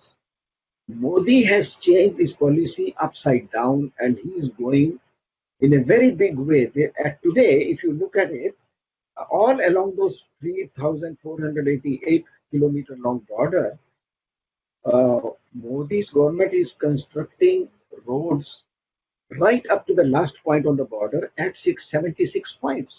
This is not a joke. This is not something small. Modi has first to undo those weak positions which India had. So in correcting that, Modi is taking his own time. And one thing, my observation, personal observation about Modi is he is a man who speaks less and takes more decisions. When it comes to, even if when his critics criticize him, you will very, very rarely see that he answers anybody. He keeps quiet, he hits when his time comes. So on China, and we have seen in the case of Pakistan, he has hit them quite strongly when the moment desired it. So I see that right now Modi is busy, number one, in undoing those disadvantages India had as far as infrastructure on our borders are concerned. That is he doing. And second, what he is doing is he is buying time to make India stronger. Because right now, if you see the imbalance between India and China, it will it will not be very wise on the part of India that we start a fight with China right now. India needs time to build up a few more years. So I think right now Modi's policy is to avoid direct confrontation with China. But we have seen on a couple of times his government has been not very uh, submissive or kind to the Chinese. For example, when the very first day when Modi was inaugurated as Prime Minister of India, did you notice he invited every head of state around India, even Pakistan, with whom we have very unhappy relations, and he invited everybody. He didn't invite the Chinese head of state. He did not. Rather, it's very interesting. We found that the Sikyong of Tibet, Tibetan government in exile, he was invited, but not the Chinese president. And that was first time in India's history that the Chinese government has been lobbying with India that Xi Jinping should visit India. So he came. Modi was inaugurated in May 2014, and Xi Jinping was invited only in September. And now I'll give you one example. It has been a habit of the Chinese that whenever a Chinese leader, big leader is visiting India, or a big Indian leader is visiting China, they would always, a few days in advance, they will create some border problem. The Chinese army, PLA, will enter into Ladakh or some Arunachal Pradesh, and they will demoralize you. So this time they again did it. And earlier, the Indian governments used to hide that from the media that Chinese had incursion in the Indian area. But this time, the Modi government allowed the media to speak up.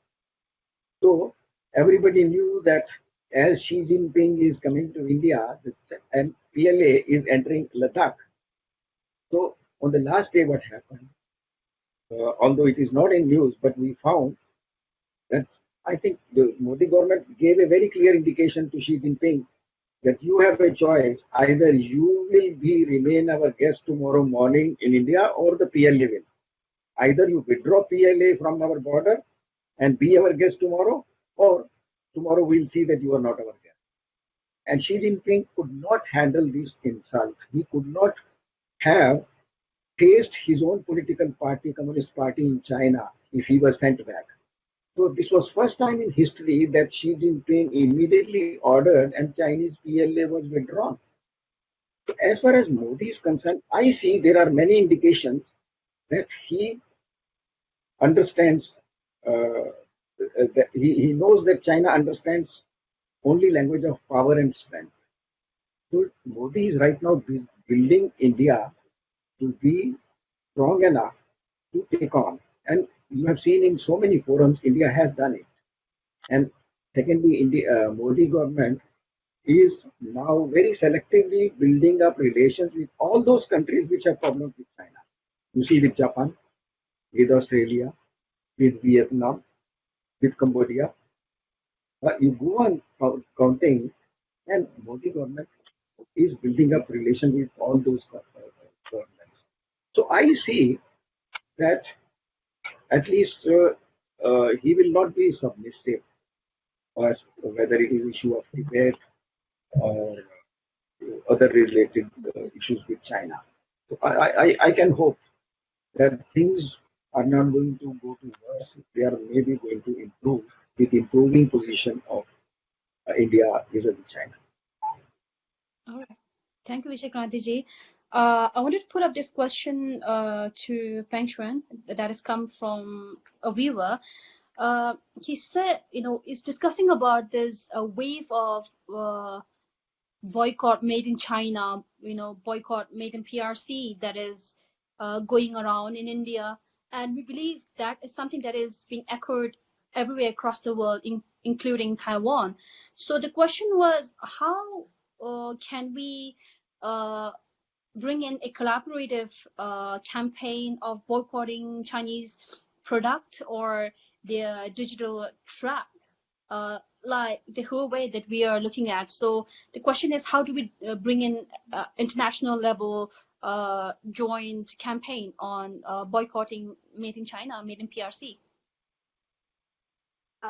Yes, I think for as a matter of boycotting China, like the Chinese made products, there can be many aspects. And but I think there's one very important point that can be considered would be, like how to say that, like we can try to campaign on those core, because as we know, like China is right now still there on certain level, they are still the world factory. And it's not only that, the Chinese products that's manufactured and sold by a Chinese companies are famous, but also there's so many, like some world's biggest companies, they have their factories, and they have factories inside China. They use Chinese workers to like assemble their products, and they sell it all over the world. For example, like Apple, they have so many factories inside China. And I think during this COVID pandemic, especially because in the first very few months, they've been, like, because of the epidemic inside China, like the factories, they were not able to operate. And so I think for those corporations, they already have certain level of the incentive, to move out their factories. It's not only it's because of the pandemic. It's also because of these the rising cost of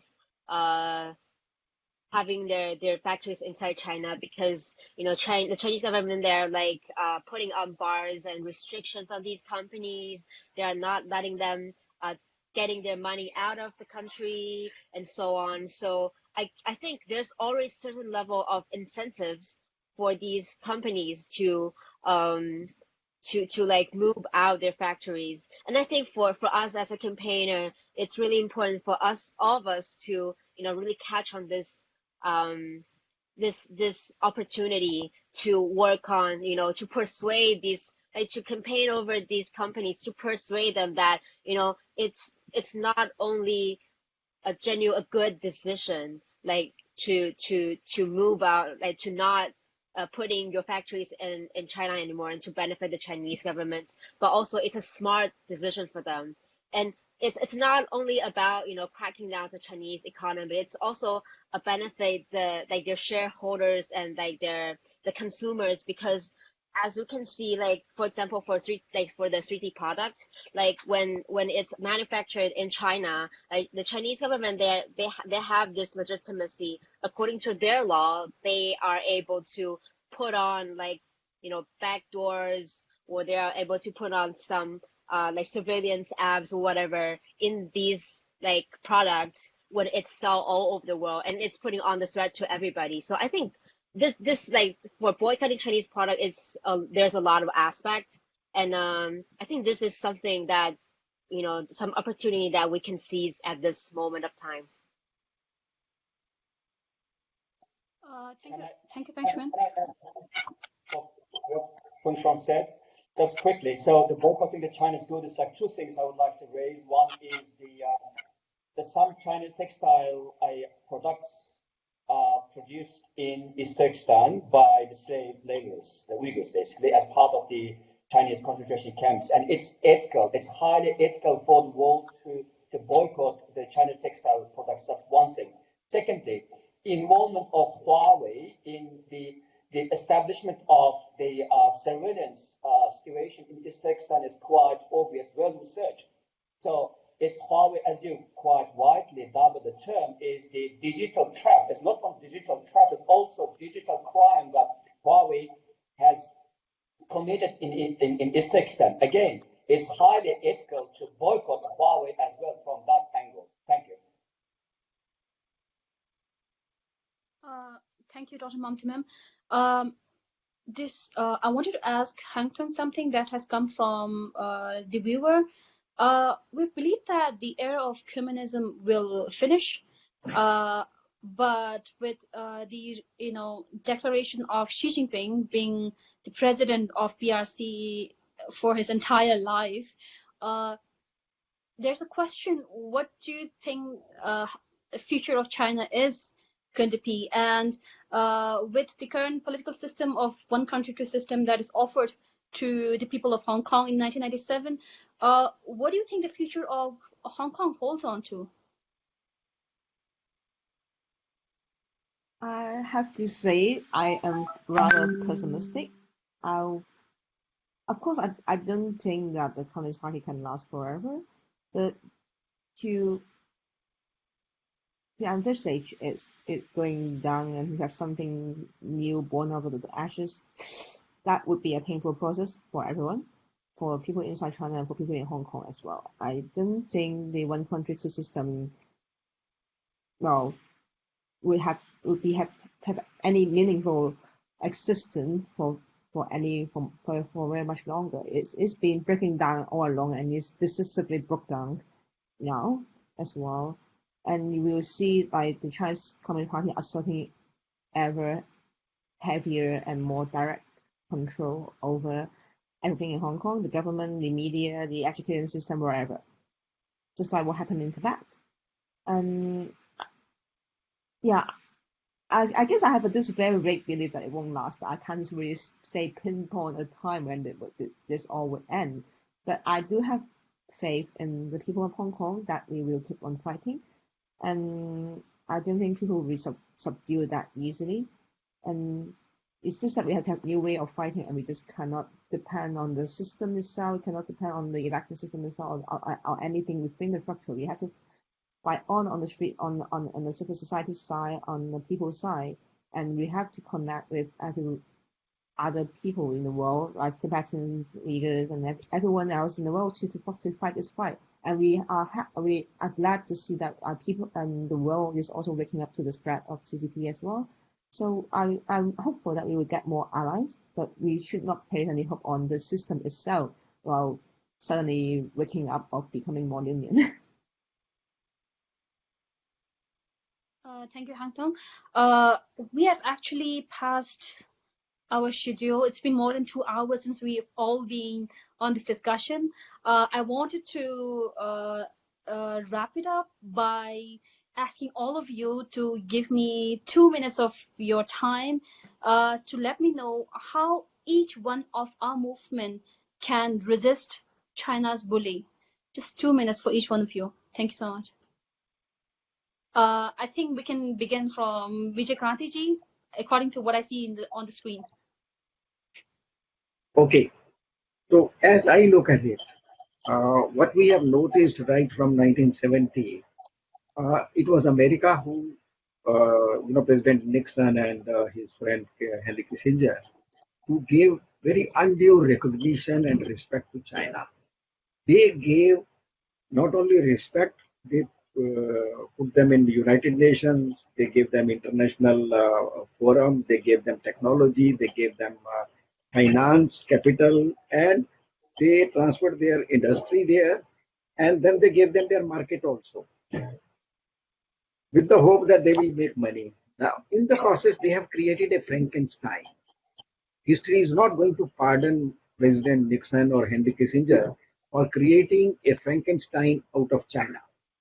So now I think this is time to undo that. And you can hit at China not by fighting on the military front or other diplomatic front. You hit China where it really hurts. The best place is countries should join hands and they should have at least 1 year or 2 years moratorium on business with China. You do it and you will discover that the entire economic system and industry of China will flop.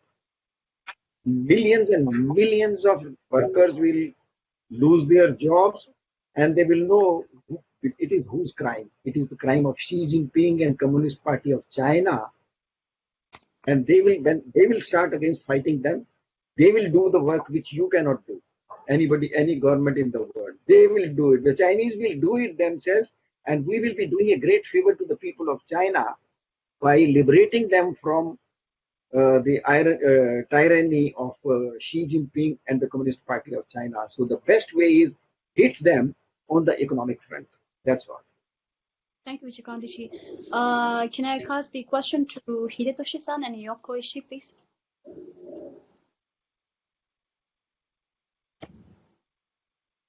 Okay, sorry. So we believe that occupied nations and countries like Taiwan, India, and Japan must keep our solidarity against China. And the Chinese Communist Party will try to, they've been trying to tear us all apart. And FIFA is not the exception. FIFA Freedom Free Indo-Pacific Alliance. Sorry, I have similar things. And they are trying to tear us apart also. So we need to make sure that we stay connected. それとやっぱり自由主義者国をアメリカを中心にどう巻き込んでいくか。 And 特にアメリカを also, 強く。 and also what we need to work on is how to involve countries like how to involve the free world, such as the countries like the US. And countries like the US or maybe the UK and so on, they are interested in what's going on, revolving in China, and we must get them into the fight that we're having. That's all. Thank you. まあ我々その選択を変えさせる。そうですね。 All right, Feng Shui?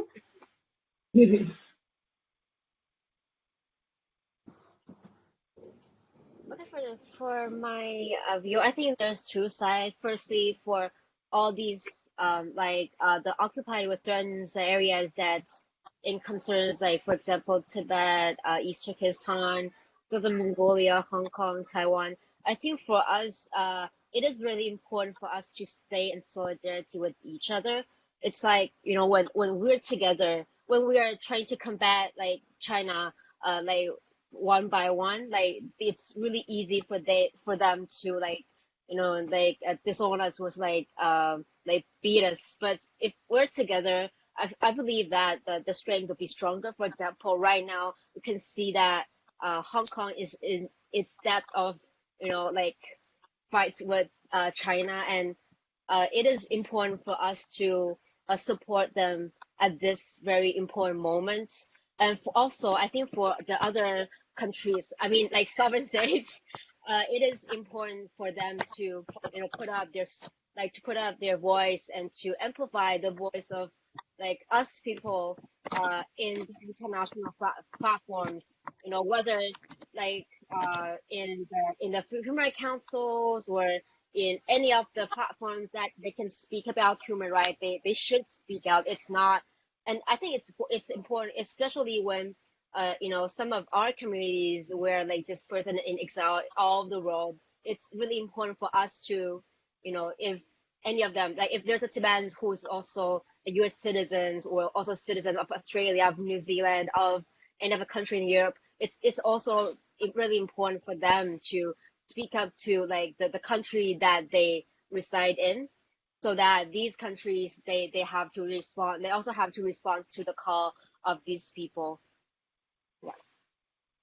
Thank you, Feng Shui. Hong Kong? Yeah, I think the Communist Party always try to do free thing. They want to use propaganda to spread their own message on all platforms.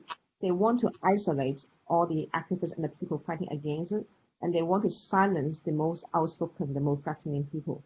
So what we have to do is to counter it all free. We have to have our own platform to speak out, to speak up, not just hide underneath everything and then do our own work. We have to speak up about what we believe in, counter the propaganda, we have to break through the isolation, both against like people in like what we say in Hong Kong and Taiwan, in Tibet and Pakistan and other places, but also we have to break through the isolation between the Chinese people and these other people.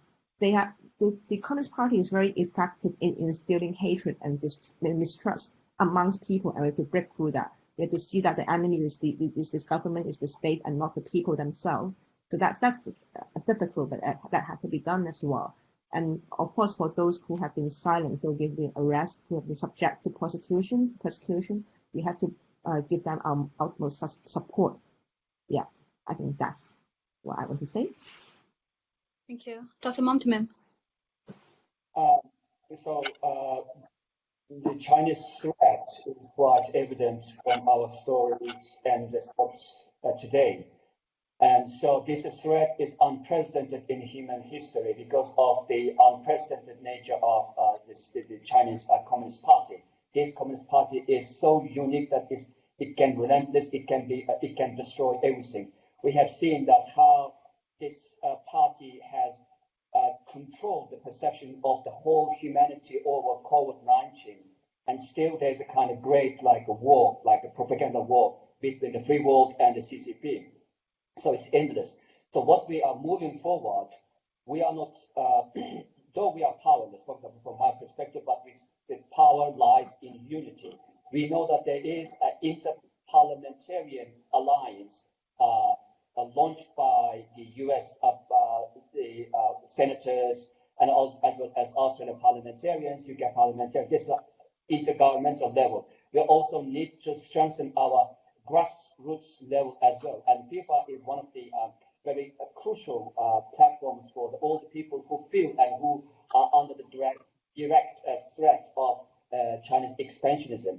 So that's one thing. And secondly, we need more governments, more awareness campaigns. I don't want to go deep into this one because my panelists have already talked about this. Because if we are not create very powerful campaigns, then the Communist Party is quite good at dividing and ruling tactics, and which has been quite successful for CCP. Now we have to unite together more than ever to resist this Chinese bully as the main topic of today's discussion. It's quite urgent. Thank you. Thank you. Chintula.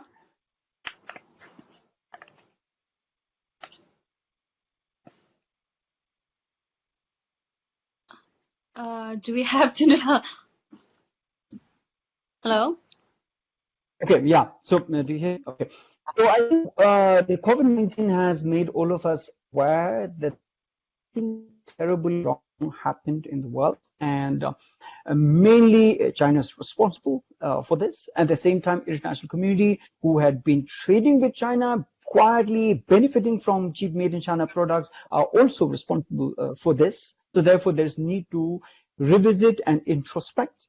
Well, China, for China, it is difficult because Chinese government has nurtured its people without freedom and democracy. And during the COVID-19, Chinese government has been constantly blaming Western countries for the COVID-19 and also having created that kind of hostility around the world. And today, Xi Jinping is making enemies around the world to indicate to his own people that we are under threat and we need to be united in this. So therefore, it is difficult for Chinese people to do that introspection. Perhaps one of the ways we can help the Chinese people to have that is to put pressure on the Chinese government. And therefore, I think the WHO probe into COVID-19 is an important step, number one. Number two, the one China policy that is now in practice by a number of countries who are trading with China, they must introspect. Why are they unnecessarily recognizing countries like Tibet, East Turkestan, Mongolia, Manchuria as part of China? What business, for example, Germany has to say Tibet is a part of China? What does Germany know about Tibet at all? Yeah. So I can talk about all these countries, including India. Why is India saying Tibet is a part of China when India very well knows that it is India relationship with Tibet. India knows, and yet India today continues to say Tibet is a part of China. So all these countries must make these corrective measures right now, and this will put truly pressure on the Chinese government to introspect and change their policy. So situation of Hong Kong and Taiwan has changed. In Hong Kong, there are a number of number of people who are now having a new voice for independence of Hong Kong. These are interesting voices. And Taiwan earlier used to think that Taiwan, the Kuomintang government was going to reclaim China. That realistically is not there. Now, therefore, Taiwan must declare itself as Democratic Republic of Taiwan, a free, independent Taiwan. So like this, I think truly we should now step back from the monolithic China and look at China realistically for its own people.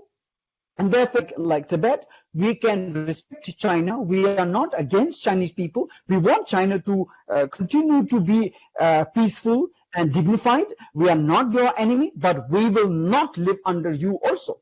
Yeah, we want our own freedom and democracy, and therefore we want to live with you only as neighbors, not under you. So in that way, these are things that we can do, and individually, I think therefore every individual can take responsibility that we are all affected because of COVID-19, and therefore individually we start to tear apart the monolithic idea of China as one big nation with contiguous history.